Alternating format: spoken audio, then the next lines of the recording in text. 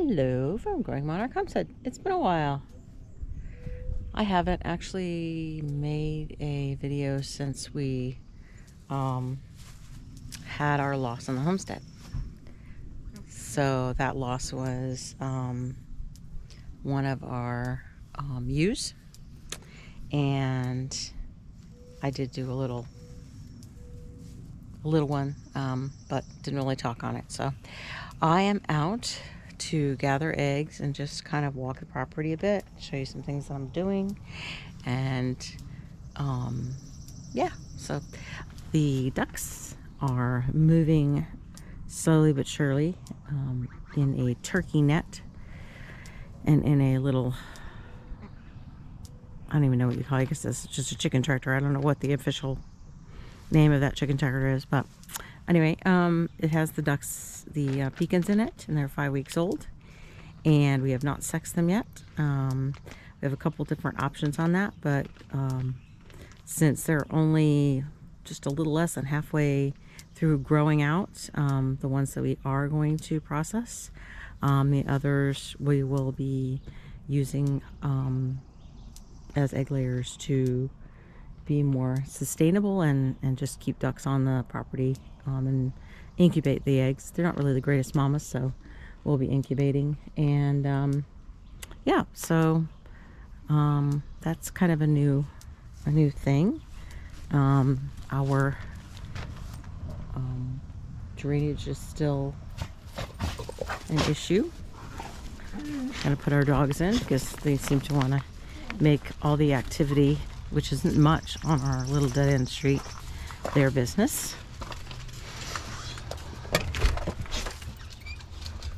And you're not going to be able to hear me or see me if I'm constantly dealing with them.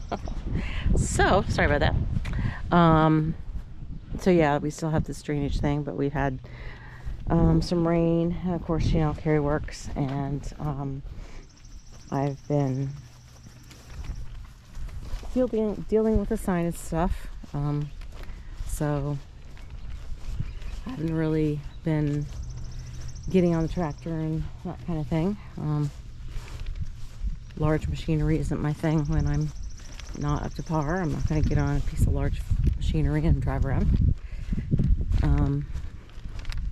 So let's go up here to the chicken and what will be home of the Pekin ducks.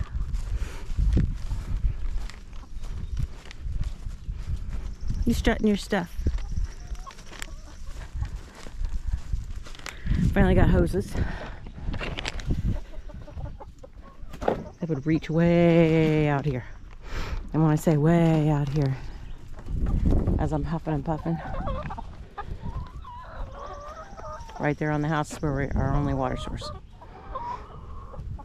Now Carrie moved the wire from down low, it was down here, to up top. These chickens can't get through this pasture fence, and the ducks will be over here. Now I put this plastic garden fencing and zip tied it. I've used that before with baby chicks. Makes it so they can't get through the pasture fence. The ducks can hop up over and try to get through the pasture fence. We've seen them go through. So now obviously as they get older, they're not going to be able to do that, but the wire is up top on this side too. So anything that tries to come up and over will get shocked. There is a wire down low at the gate bottom on both sides. I tried to transplant some, but let's just call them weeds. And they're droopy because this is very dry and barren up here right now. And since I just got my water up here, I haven't had a chance to come over here and even give them water. We did have some rain, but I don't know that they're gonna come back. But they do reseed these plants, so maybe that'll help. I need something across here. Be careful I don't touch the wire. To keep them from squeezing through that side before they actually get up here. But as you can see where they are, up down by the house, that tractor is going to come back this way, and then by the time it gets up here, that's when they'll go in. So let's see how good our girls have been today. Of course, they want me to feed them something. Yeah, can't get anything for nothing around here. Everything's.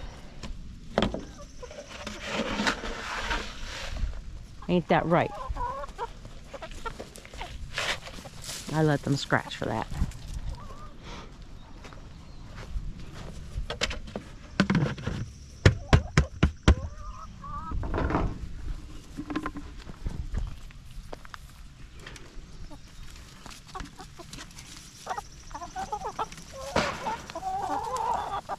They're pretty nice birds. They put themselves away. Oh my goodness, and of course they scratch. I put a bunch of eggshells up here. It's going to be some really rich compost that they're making here.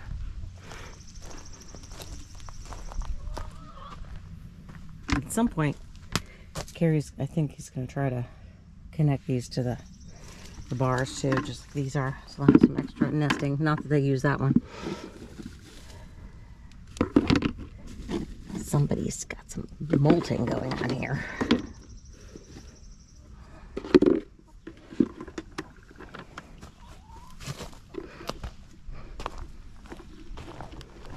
And it's just easier on me, and as long as we have mulch that we can add to keep it clean, no smell. There's no smell at all up here. Then having them stationary is okay. It gets to be really hard on me to pull a tractor all the time. The ducks, I do that once a day, but it'll be nice not to have to do that, to tell you the truth. And moving the fence back and forth. Sheep are going, hey, are you gonna come see us? I think I may have maybe one more bowl of grain left that we're working out, and they'll be completely on the pasture, and there'll be no more grain for the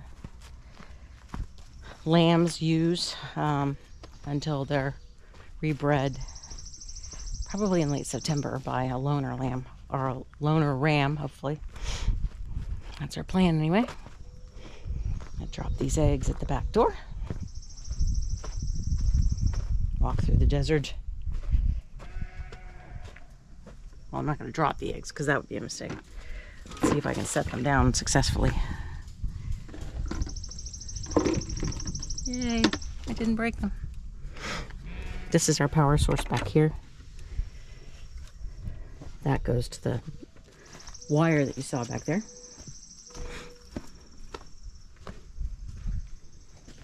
Got quite a mess right through here because of the shed. Now, you guys didn't get to see the shed. I'm carrying the duck feed bucket with me because it needs to be filled. But yowza, right? Turn on some light. You can see what's going on in here. Carrie's slowly but surely been working on the shed. So, there you go. Still have to pull all this insulation out, bag it up, and throw it away.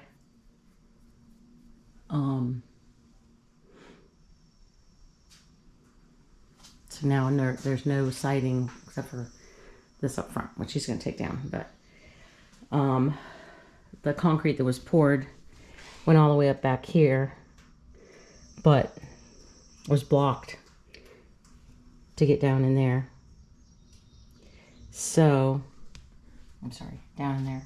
You see the difference?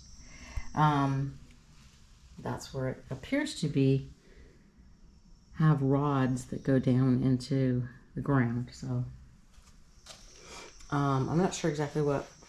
Probably won't do anything with it because it's concrete against the metal, and that'll kind of act as a direction, so the water will flow into that and then out through drain hole, and even just underneath the siding, because obviously the siding's up completely waterproof.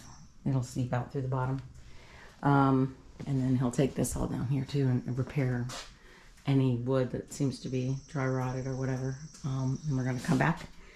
He'd explained what we were going to do to try to insulate and also to keep varmints from coming in from the outside. We're going to do our best to insulate it to the degree that we can, so that keeping it warm in the winter, cool in the summer, will be a little more cost effective. But surprise, surprise, the trash we found, let's just call it trash, say no more, lots of interesting things in there have been revealed by the past occupants. So anyway, this is making its way. We got somebody coming today to look at the pig feeder, I guess, and got to move the plucker out. Got to move all this wood, everything that's on the floor here. We'll probably take the freezer. We're going to be putting that upright freezer for sale. Gonna look for a refrigerator maybe instead of a freezer at some point. But we have the 2 chest freezers. This freezer is empty right now. We were able to incorporate everything into there for what we have right now. There won't be any big processing, you know, animals right now. So we really did not need both of them running. So we decided to get rid of that freezer. We're gonna move everything out of here that we can. And so then I guess at least probably both of those freezers will stay in here. And then we're going to treat this concrete floor, because we'll have to wash everything and then treat the floor, because we hadn't gotten the floor treated before we put everything back in here when it was poured. That way it'll be waterproofed and sealed. And we do have that on hand. So once that's done on that side, then we'll have to try to shift the freezers and do the other side and let that dry. I'm looking forward to getting the 5 baby chicks that are in the house, because they're dingy, smelly. I gotta get some pine shavings to take in. I just cleaned it out last night, and it's just having chicks in the house is not a permanent situation. I don't like it at all. And the brooder is here, and it's fine. It's just didn't make much sense to put 5 baby chicks in it out here, especially with all this construction going on. So we're just trying to get it, like I said, to the point where the floor is treated, and that way when we put them into the brooder and we put the pine chips down in there, that we've already got the protection on the floor, and he can work around them with the rest of putting in the insulation we are going to put in, putting up some shelves, putting in the metal sheeting that we're going to put on the walls, and because they are not going to require any heat lamp right away. I don't think even the baby chicks will require heat lamp when they're hatched, because our day-old ones are coming up on halfway through. I'm going to candle those this weekend. It's a long weekend, and see what I've got. The new incubator seems to be working very well. It really hasn't put very much water in, which says a lot about how inaccurate the humidity detector on the old incubator was, because I was putting bottles of water in there, sometimes twice a day, according to what was being read, even on the thermometer inside of it. But this one, it's pulling it itself, so we'll see. But yeah, the hope is to get all of this set up so that we can get the 5 chicks into one of the brooders out here. And then when the other ones come, which will be smaller, obviously, we'll put the heat plate out here for them and put them directly out here instead of having them in the house. And then I'll have to start my next round. That's probably going to be second week of June. We'll start that. So that's what's going on out here. Let's take a walk I'm gonna go ahead and shut this because I don't want a bunch of wasps in there. Oops. Oh, if I don't go with something, if I don't take something with me to go see the sheep, they'll be so upset with me. Let's take this container here. I will have to come back anyway and get some pine chips for the little brooder inside. So over here I have some black oil sunflower seeds.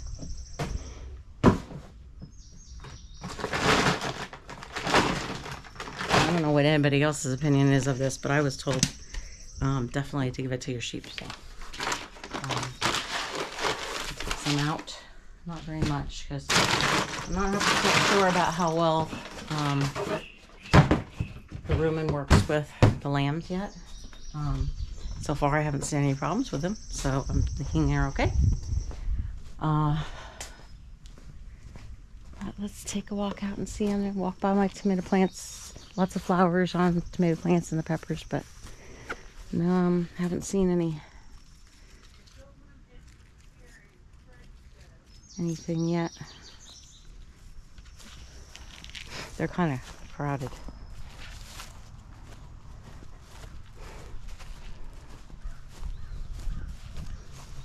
Whoops. I just spilled some of my seeds.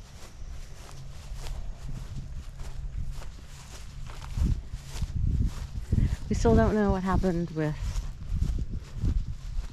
Cream. Cream was a bottle baby. In case you've haven't followed us before.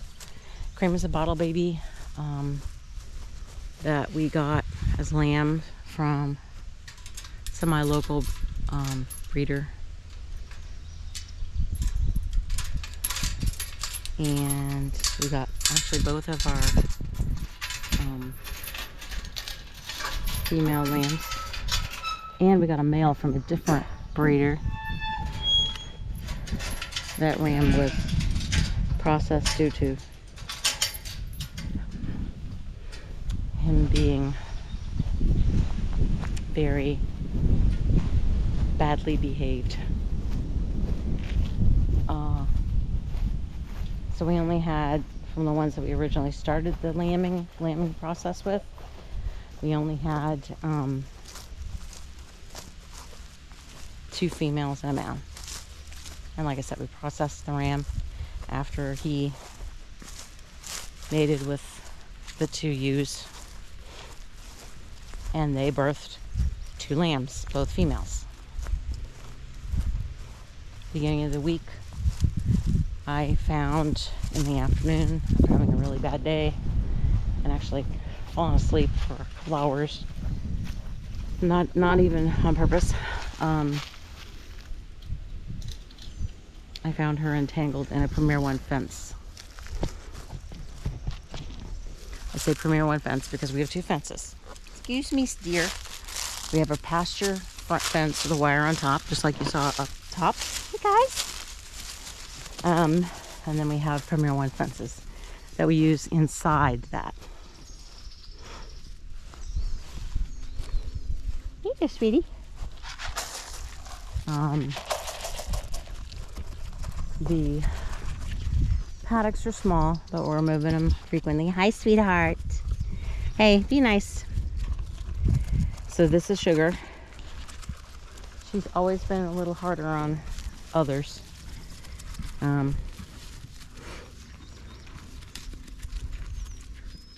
Her daughter is Sugar Baby, Dark Hooves. This is Nilla. Nilla is the daughter of Cream that died. She seems to be doing well. She cried for a couple days. She's letting me touch her. No. She's letting me touch her, which is great, so long as I've ever been able to touch her. I don't know why it is that... Hey! Hey, you good go, girl. You're gonna have to learn to be strong. She is a combination of textile and Gattata, so her coat isn't coming off very quickly. Will you stop it? Stop being that way. It's not like there isn't enough for everybody.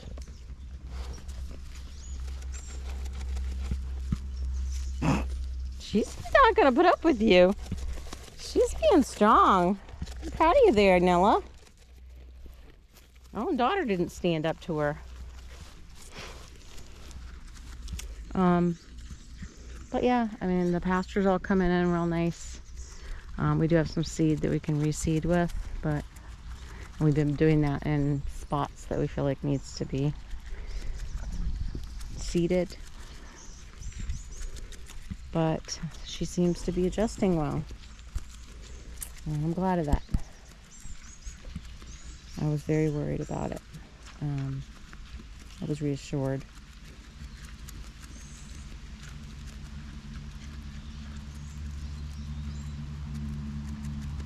I think they were all born, I think these two were born at the end of, hey now, at the end of March. Hi, sweetheart.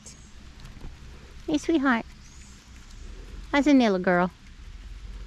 Here's a Nilla girl. A sweet Nilla girl. Are you a sweet Nilla girl? Are you going to be like your mommy and be very sociable?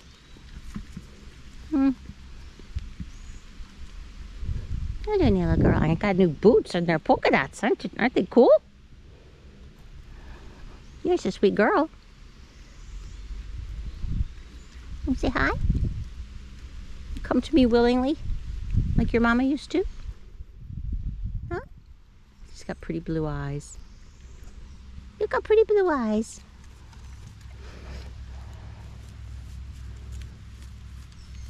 I'm gonna go back over there and see if there's anything left. You got some though. Yes, you did. You got some.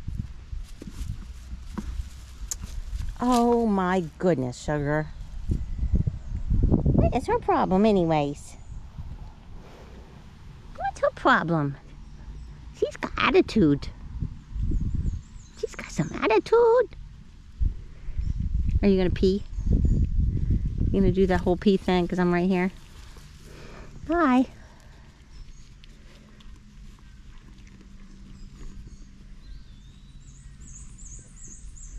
Well, that pretty much catches you up. The question still remains, what happened, why, what can we do to make sure it doesn't happen again. I was pretty hard on myself and blamed myself for the death of Cream, because I was sick and I fell asleep and I didn't go out and check as often as I would check. Since then, I've gotten a lot of feedback from folks in the community, our homestead community, and they've all been very nice. Balance, make sure I can get over this fence without killing myself. That would not be a pretty sight. Talk about something getting tangled in a fence, right? Some say don't use Premier One fences. We've had deaths with that before. But they're using other fences that are similar. So other people, if we take them off of Premier One fencing for rotational grazing, then we've got another list of problems. And wiser than me in experience has said, there's other problems. You're going to have losses because of the fact you're not rotational grazing it anymore. And they'll get sick more. So for now, this seems to be the best, and it had worked up to this point. My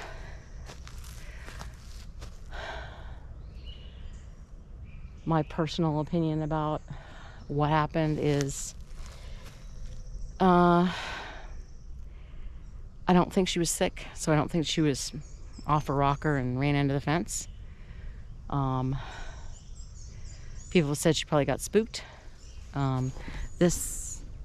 They were in this paddock here around the tree, and it connected to the pasture fence, not a Premier One Energizer.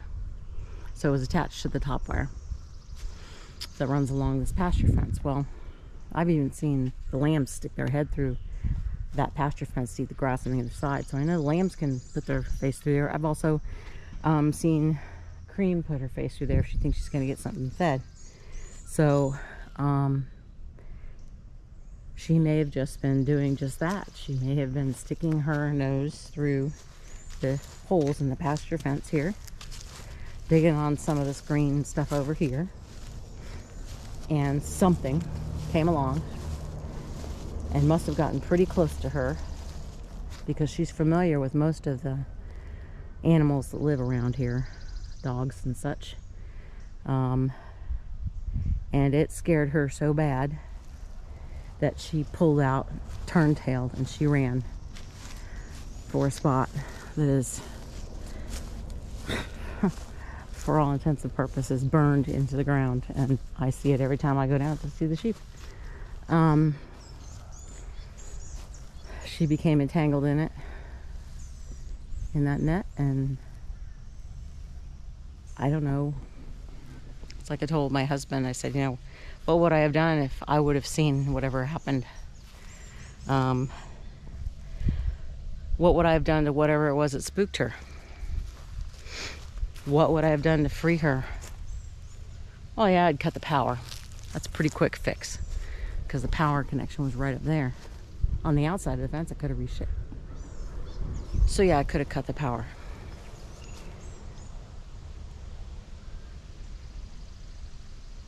She was freaking out. I'm gonna assume she probably would have been freaking out to do something like that.